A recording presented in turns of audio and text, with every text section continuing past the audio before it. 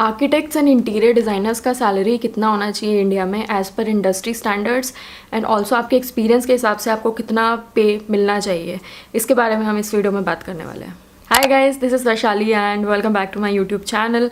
I'm an architect and interior designer, and on this channel I make videos related to interior designing and architecture. Now, salary की बात करूँ अगर मैं, तो this is the most asked question. बहुत सारे लोग ऐसे होते हैं जिनको नहीं पता होता है कि उनके एक्सपीरियंस के हिसाब से उनका पैकेज कितना होना चाहिए, उनको कितनी पे मिलनी चाहिए, और इंडस्ट्री स्टैंडर्ड्स के हिसाब से उनको कितना पे मिलना चाहिए, right. And this is coming from my personal experience. अभी मैं मल्टीपल कंपनीज़ के साथ में काम कर चुकी हूँ. Now I hold almost around 7 years of experience. तो बहुत सारी कंपनीज़ के साथ में काम किया है एंड मुझे भी पर्सनल एक्सपीरियंस रहा है because I have gone through the same situation. कई बार ऐसे हुआ है कि कुछ कंपनीज़ में जिनके साथ में मैं काम कर रही थी, वहाँ पे इंडस्ट्री स्टैंडर्ड्स के हिसाब से I was under paid, and मुझे वो चीज़ पता भी नहीं थी, एंड उस टाइम पे कोई बताने वाला भी नहीं था. मतलब I was not really sure कि मुझे किससे पूछना चाहिए.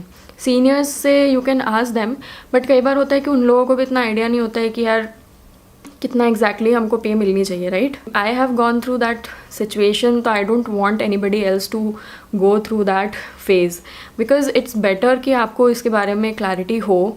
एंड ये वीडियो उन लोगों के लिए बहुत ज़्यादा हेल्पफुल होने वाली है जो फ्रेशर्स हैं और जो ऑलरेडी जॉब कर रहे हैं and they are planning to switch. And वो लोग जो स्टिल कॉलेज में हैं, उनको भी ये क्लैरिटी होना बहुत ज़्यादा ज़रूरी है कि उनका पे रेंज कितना होगा, because once they get out of the college they can think about the companies they are applying to, right, the jobs they are taking.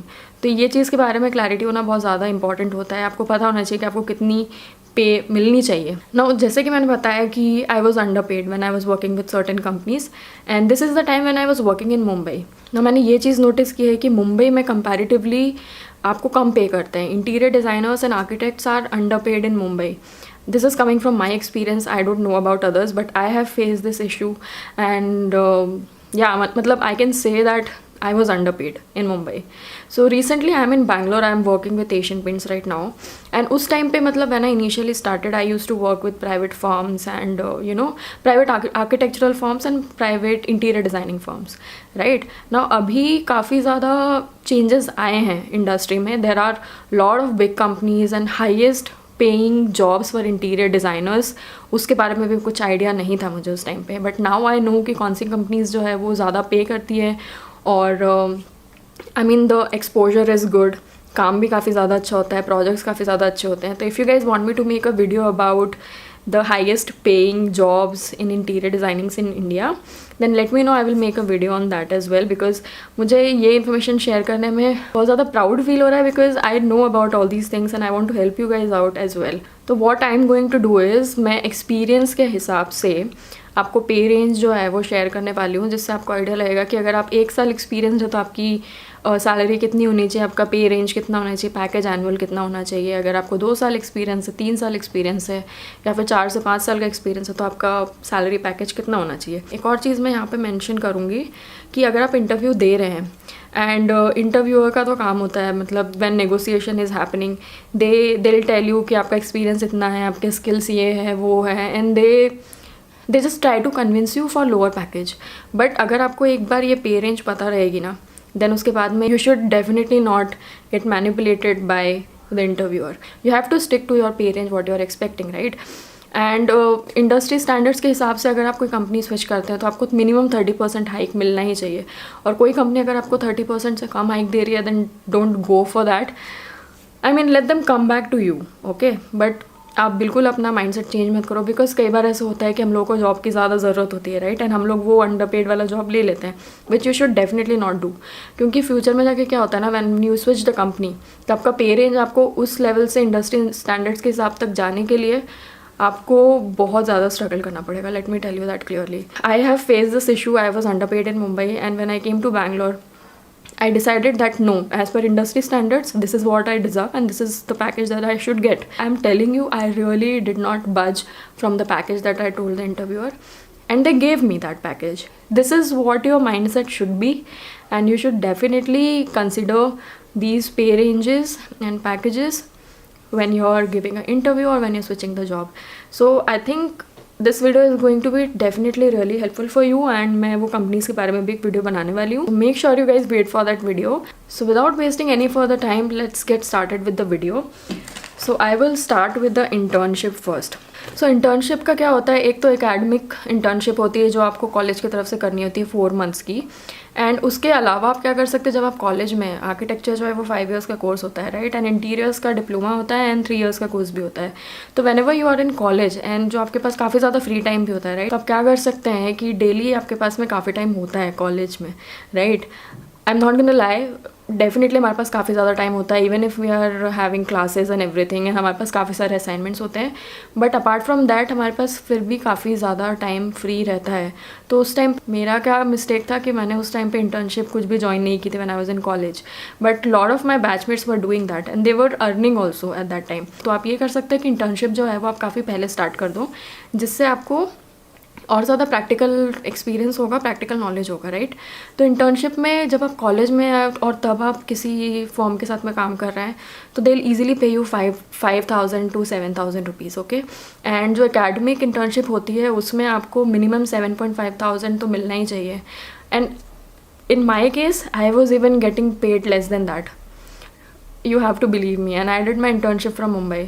According to me and as per industry standards, interns को जो है वो 7,500 जो minimum amount है उतना तो मिलना ही चाहिए, and maximum it can go to about 15,000. Now once your internship is done, internship जो होती है वो 4 months की होती है, 4 to 6 months आप stretch कर सकते हो. 6 months के बाद you can even join the same company or you can apply for different firms for the job. सो अब फ्रेशर्स की बात करते हैं. Freshers I mean you have 6 months of experience internship का, राइट, और उससे पहले अगर आपने कॉलेज में गया तो उसका भी एक्सपीरियंस आपको रहेगा. तो फ्रेशर्स का जो सैलरी होना चाहिए वो ऑलमोस्ट अराउंड 20,000 मिनिमम तो होना ही चाहिए. I started with 17,000 which was again under paid. I feel मेरे हिसाब से 20,000 तो आपको पे करना ही चाहिए. It can be minimum 20,000 and it can go up to 30,000 as well if you are too good with the practical experience and आपको काफ़ी ज़्यादा नॉलेज है, आपका काम काफ़ी ज़्यादा अच्छा है. तो कई बार होता है फ्रेशर्स को 30,000 भी मिल जाता है. सो ये हमने बात की फ्रेशर्स की. सेकंड इज़ अगर आपको 1 से 2 साल तक का एक्सपीरियंस है देन आपका पैकेज जो है वो 4.5 लाख तक होना चाहिए. मतलब कि आपका सैलरी 30,000 to 35,000 तक होना ही चाहिए, जो कि आपका पैकेज हो जाता है 5 लाख तक का. नाउ अब आता है आपको 2 साल से 3 साल तक का एक्सपीरियंस ऑलरेडी है, देन उस केस में आपका पैकेज कितना होना चाहिए. उस केस में आपकी सैलरी होनी चाहिए 35 to 45,000. Now 3 years of experience is a lot of experience. So अगर आपको 3 साल तक का एक्सपीरियंस है देन आपका पैकेज जो है वो 6 लाख से 8 लाख और 9 लाख तक भी जा सकता है, अप टू 10 लाख भी जा सकता है. अगर आपका काम काफ़ी ज़्यादा स्ट्रॉन्ग है, आपको प्रैक्टिकल नॉलेज काफ़ी ज़्यादा है, then you can easily get paid up to 10 lakhs as well. अब अगर आपको 3 साल से 5 साल तक का एक्सपीरियंस हो गया है, मतलब you are professionally very sound, you have lot of practical knowledge as well, आपको साइट का आइडिया है, आप काम कैसे होता है साइट पे उसका आइडिया आपको है, डिज़ाइनिंग कैसी होती है, ड्राइंग कैसे बनती है, this is the role where you are leading a team, right. तो इस केस में आपका जो सैलरी होना चाहिए वो होना चाहिए 50,000 to 60,000. 60,000 तक मैक्स आपका सैलरी होना चाहिए. मिनिमम 50,000 तो आपको पे करना ही चाहिए. तो इस केस में आपका पैकेज चले जाता है 8 lakhs to 12 lakhs. ना इसके बाद में आता है अगर आपको मोर देन 5 years का एक्सपीरियंस है, which is my case right now, and I am working with Asian Paints as a principal designer now. So I lead a team of almost around 10 people. 12 lakhs is the minimum you should be paid if you have more than 5 years of experience. और इस case में आपका salary हो जाता है 65,000 से लेके 1.2 lakhs और 1.5 lakhs, which is really good.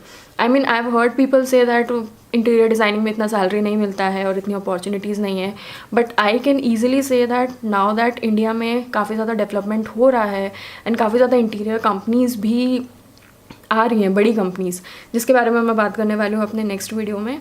And उसमें मैं ये भी बताने वाली हूँ कि कौन कौन सी कंपनीज़ हैं जो बहुत ज़्यादा पे करती हैं, they are really good companies for interior designers. ये सब चीज़ें मुझे बिल्कुल भी नहीं पता थी when I was in Mumbai, but then I started researching, I started talking to people. Then I got to know that there are a lot of good companies who pay really good amount and they actually value your talent and they actually value the designers. Because I've seen India में ऐसे नहीं होता. India में मतलब architects और interior designers को लोग मतलब ज़्यादा रिस्पेक्ट नहीं देते हैं, which is needed. I mean I've seen that and I've faced that, I've gone through all those things, but now I can say that I am at the position where I can ask for good amount of money and people are going to pay me that because I hold that much experience and I hold that much of knowledge. So you have to feel very confident in yourself as well. Even if you have 1 year of experience but you are confident about yourself, if you believe in yourself, then you can ask for any money and people are going to pay you because experience जितना ज़्यादा होता है ना, जितना practical knowledge आपको होता है, जितना आप अपने आप को बहुत ज़्यादा साउंड बना लेते हो, मतलब आपको हर चीज़ के बारे में नॉलेज है, आपको मटेरियल के बारे में नॉलेज है, आपको साइट के बारे में नॉलेज है, आपको काम कैसे कराना है लोगों से उसके बारे में आपको नॉलेज है, मैनेजमेंट कैसे करना है, टीम मैनेजमेंट उसके बारे में अगर आपको नॉलेज है तो ईजिली आपको काफ़ी अच्छा पैकेज मिल जाएगा. So this is coming from my experience, मैं अपने पर्सनल एक्सपीरियंस के हिसाब से शेयर कर रही हूँ. सो आई होप कि आप लोगों को ये वीडियो से हेल्प मिली होगी. So if you like this video, do not forget to give this video a big thumbs up. Please like this video and share करना, सब्सक्राइब कर लेना चैनल को, नोटिफिकेशन बेल को भी प्रेस कर देना जिससे आपको मेरी आने वाली सारी वीडियोज़ की नोटिफिकेशन सबसे पहले मिल जाए और आप मेरे वीडियो सबसे पहले देख पाएंगे. And yeah guys, that is it for this video. Let me know in the comments down below कैसा लगा वीडियो, कुछ हेल्प मिली कि नहीं मिली. And I will come up with more such videos. And that is it for this video and I will see you very soon in my next video. Bye.